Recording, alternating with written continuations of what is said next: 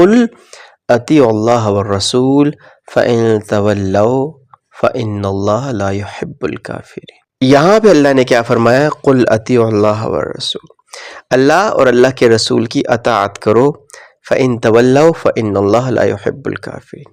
اگر تم روگردانی کرو گے، اگر تم چہرہ پھیرو گے، اگر تم پھر جاؤ گے تو اللہ کافروں کو پسند نہیں کرتا۔ یعنی جو نبی صلی اللہ علیہ وسلم کی اطاعت نہیں کرتا، جو اللہ جل شانہ کی اطاعت نہیں کرتا، تو اللہ کے ہاں ایسے لوگ کافر ہیں۔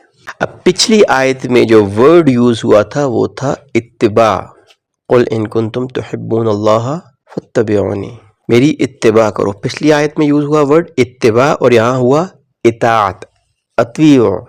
اتباع کا درجہ یہ یوں سمجھ لیں کہ یہ اوپر کا درجہ ہے اتباع، اطیعوا اطاعت کرنا یہ ضروری درجہ ہے۔ اطاعت کا مطلب ہوتا ہے جو آپ نے کرنی ہی کرنی ہے، جو آپ کو حکم دیا گیا بھئی یہ کام آپ نے کرنا ہے۔ تو اطاعت میں وہ چیزیں آئیں گی جس سے اللہ کے نبی صلی اللہ علیہ وسلم نے حکم دیا کہ یہ کرنا ہے ہر حالت میں، یا اللہ نے قرآن میں حکم دیا ہے۔ تو اطاعت ان چیزوں کی ہے جو ضروری ہیں، اور اتباع ان چیزوں کی ہے جو ضروری تو نہیں ہے، جن کا حکم تو نہیں ہے لیکن محبت سے ہم وہ کرتے ہیں۔ اتباع محبت سے ہوتی ہے، اطاعت یہ تو فورسفلی بھی ہو سکتی ہے۔ ہم اطاعت کرتے ہیں اپنی گورنمنٹ کی، گورنمنٹ کے رولز کی، اپنے باس کی، وہ ضروری نہیں کہ ہمیں پسند ہو، وہ ضروری نہیں کہ وہ والا کام کرنا ہمیں پسند ہو، ہمیں جاب کرنی ضروری نہیں ہے کہ پسند ہو، ہمیں ضروری نہیں ہے کہ ایک چیز پسند ہو تب ہم وہ کریں۔ اطاعت وہ ہوتی ہے جو ہماری ضرورت ہے، جو ہم نے کرنی ہی کرنی، جس کا ہمیں حکم دیا گیا ہے۔ تو یہاں پہ ان چیزوں کی بات ہوئی ہے کہ جن کا اللہ نے اور اللہ کے رسول نے حکم دیا ہے، تو جو اس حکم کو نہیں مانتے، جو اس سے اپنا روگردانی کرتے ہیں، جو اپنا چہرہ پھیر لیتے ہیں، فإن اللہ لا يحب الکافرین، تو ایسے لوگ ہیں جن کو اللہ پسند نہیں کرتے۔ یہ ہیں کفار، یہ ہیں انکار کرنے والے۔ پچھلی آیت میں کہا کہ یحببکم اللہ، اللہ تم سے محبت کریں گے۔ یہاں پہ اللہ کیا فرماتے ہیں؟ لا يحب الکافرین، اللہ انکار کرنے والوں کو، اپنی مرضی کرنے والوں کو، اپنی منمانی کرنے والوں کو پسند نہیں کرتے۔ اللہ ایسوں سے محبت نہیں کرتے۔ اللہ کن سے محبت کرتے ہیں؟ کہ جو آؤٹ آف لو، اپنی محبت سے، احترام سے، نبی صلی اللہ علیہ وسلم کے تعلق سے ان چیزوں میں بھی نبی صلی اللہ علیہ وسلم کے پیچھے چلتے ہیں جن کا حکم نہیں دیا گیا۔ غالباً عثمان رضی اللہ عنہ ایک مرتبہ وضو کر رہے تھے، وضو کرنا سکھا رہے تھے، تو درمیان میں مسکرائے۔ تو صحابہ نے پوچھا کہ آپ کیوں مسکرائے؟ فرمایا نبی صلی اللہ علیہ وسلم جب ایسے وضو فرما رہے تھے تو ایک مرتبہ مسکرائے تھے، اس لیے میرا دل چاہا میں بھی مسکراؤں۔ اسی طرح صحابہ کے اندر بہت سے ایسی چیزیں تھیں جو ضروری نہیں تھیں۔ ایک روایت آتی ہے، اس کا مفہوم ہے، ایک صحابی گزر رہے تھے تو ایک جگہ سے گزرے تو تھوڑا جھک کے گزرے۔ دوسروں نے پوچھا کہ آپ یہاں سے جھک کے کیوں گزرے؟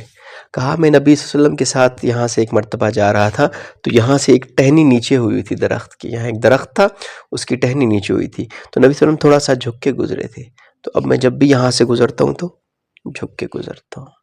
اسی طریقے سے بہت ساری اور چیزیں ایسی تھیں کہ جو نبی صلی اللہ علیہ وسلم نے کبھی زندگی میں کیا۔ ایک صحابی نے دیکھا نبی صلی اللہ علیہ وسلم آئے تو اس وقت نبی صلی اللہ علیہ وسلم گرمی کی وجہ سے کسی وجہ سے اپنے بٹن جو تھے ان کے وہ کھول کے بیٹھے ہوئے تھے، ان کے جو کرتا مبارک تھا اس کے بٹن کھلے ہوئے تھے۔ ان صحابی نے، وہ شاید ایک ہی مرتبہ آئے ہوں گے بھی، اس صحابی نے کبھی زندگی میں بٹن نہیں بند کیے، قمیض کے جو بٹنز ہوتے تھے اس وقت وہ کبھی بند نہیں کیے۔ میں نے نبی صلی اللہ علیہ وسلم کو ایسے دیکھا تھا۔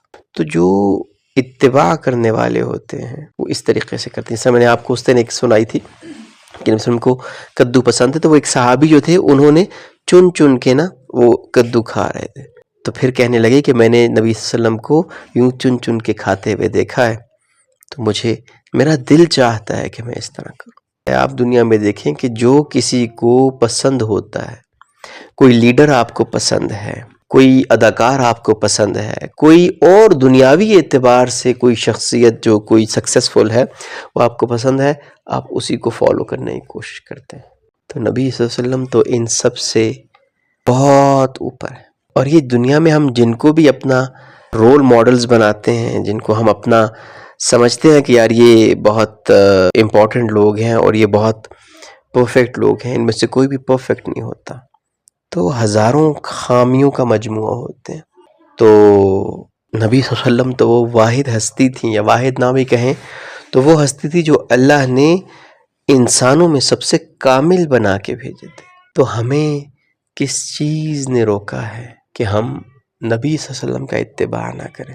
ان العزت للہ وللرسول وللمؤمنین، عزت تو ہے ہی اللہ کی، اللہ کے رسول کی اور مومنین کی۔ نبی صلی اللہ علیہ وسلم کا طریقہ فالو کرنا سٹارٹ کر دیں، اللہ عزتیں دے دے گا، اللہ محبتیں دے دے گا، اللہ خود محبت کرنے لگیں گے۔ فَإِن تَوَلَّوْا، پھر اگر تم منہ پھیر لو، پھر اگر تم چہرہ پھیر لو، پھر اگر تم پھر جاؤ، تو اللہ، بے شک اللہ دوست نہیں رکھتا کافرین۔ کافر کی یہاں پہ اس آیت میں ڈیفینیشن کیا کی گئی؟ جو اللہ اور اللہ کے رسول کی اطاعت نہیں کرتا، وہ انکار کرنے والا ہے، وہ کافر ہے۔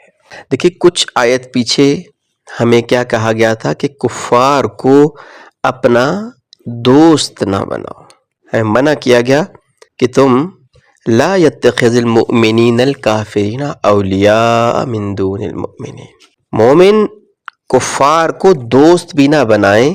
یا ایھا الذین آمنوا اور المؤمنون میں فرق ہے کہ المؤمنون وہ ہیں جن کے دلوں میں حقیقی ایمان اتر چکا ہے اور وہ حقیقی مومن ہے۔